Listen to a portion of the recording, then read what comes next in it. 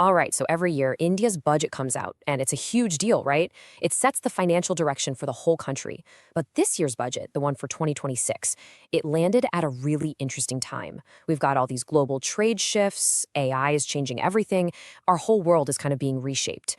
The budget promised this incredible vision for a new India. But the big question is, did the money actually follow the vision? Let's dive in and see what the numbers really tell us. I mean, if you just listen to the speech, the vision sounds amazing. It's ambitious. It's exciting. We heard about a brand new semiconductor mission, Semiconductor Mission 2.0. Then 7 high-speed rail corridors crisscrossing the country, 5 new university townships, and even, get this, content creator labs. All these announcements, they paint this picture of an India that's about to undergo a massive, incredible transformation. But, and this is the crucial question, isn't it? Do the numbers actually match up with that vision? Because, budgets aren't just about pretty speeches. They're about the hard numbers, the actual money that's set aside to make all those grand ideas a reality. And when we start digging into the data, well, a very different story starts to unfold. Okay, so let's start with the one thing on pretty much everyone's mind, income tax. A lot of people were really hoping for some kind of tax break, to get a little more money in their pockets and maybe boost the economy. So what was the answer? It was simple. Nothing. Zero. No changes at all to the income tax slabs or the rates. So not only was there no tax relief for most people, but for a certain group, the burden actually went up. We're talking about the Securities Transaction Tax, or STT. If you're an investor trading in futures and options on the stock market, this tax was hiked up, and not by a little. It was a pretty significant increase. And wow, look at the market's reaction. It was instant.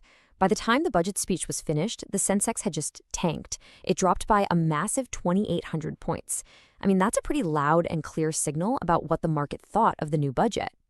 So where does all the government's money actually come from? Well, you can see here the biggest chunk is just borrowing. But let's look at the taxes, because this is interesting. Income tax, that's from people like you and me, makes up 21%. Corporate tax, that's lower at 18%. And actually, if you add up the income tax and the GST, the tax we all pay on goods and services, it becomes really clear that individual taxpayers are now chipping in a bigger slice of the pie than corporations are. And you know what? It wasn't always like this. The source material points out a really important historical shift. If you look back, corporate taxes used to be a much bigger source of revenue. But over the past decade or so, the scales have totally tipped. The tax burden has been slowly but surely shifting away from big companies and more onto the shoulders of regular individual taxpayers. Okay, so we know where the money comes from. Now, where does it all go? Well, after the states get their required share, the next biggest expense is, and this is kind of crazy, just paying the interest on old loans. A full 20%. Think about that.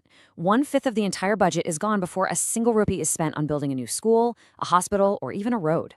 It's just paying off interest. All right, let's see how this whole pattern plays out in some really key areas. We'll start with education. The announcements, again, sounded incredible. We're talking university townships, special STEM hostels for girls, all sorts of great stuff. But what about the money? And here's where we see that gap between announcement and reality. For 60 years, 60, from the Qatari Commission way back in 1964 all the way to the government's own new education policy in 2020, the expert advice has been exactly the same.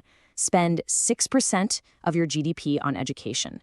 So what's the allocation in this budget? Still less than 3%.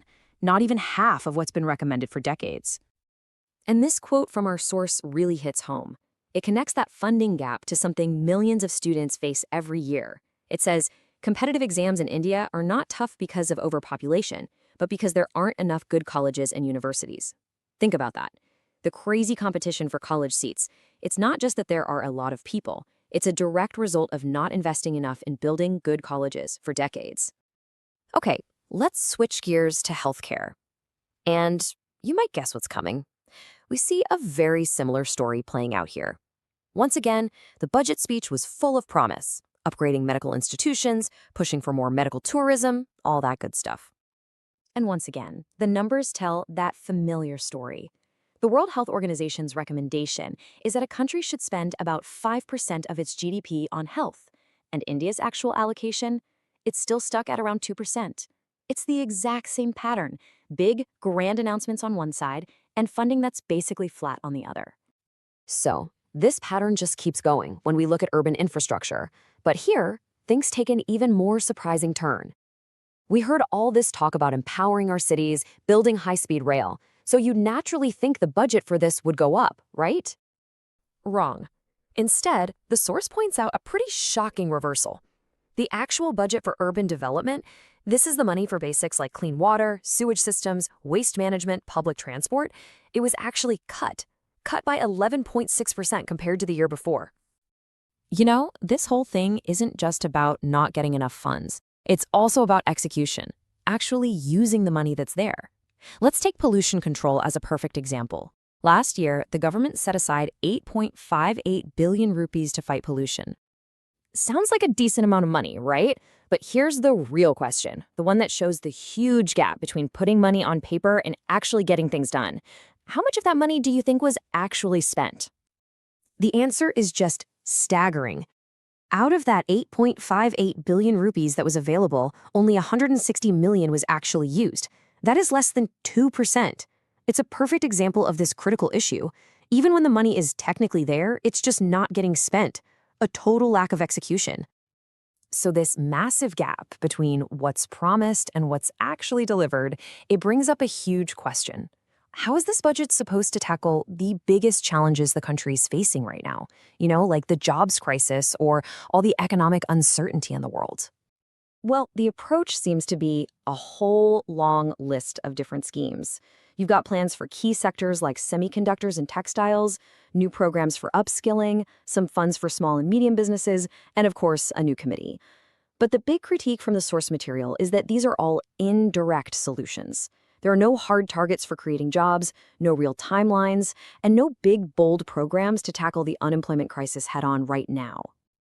Now, to deal with the rise of AI and to try and bring in more tech infrastructure, the budget made a really big move. It proposed a tax holiday all the way until the year 2047 for any foreign company that wants to set up cloud data centers here in India. That is a massive incentive designed to pull in a ton of foreign investment. But, and this is a critical question that the source brings up, what's the hidden cost? Data centers use an enormous amount of energy and water.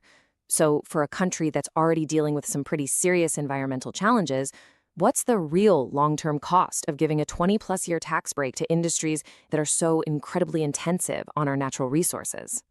And this quote really just sums up the whole argument we've been walking through. It says, we've heard pleasant speeches, several schemes were announced, but the numbers show that it won't have a significant impact.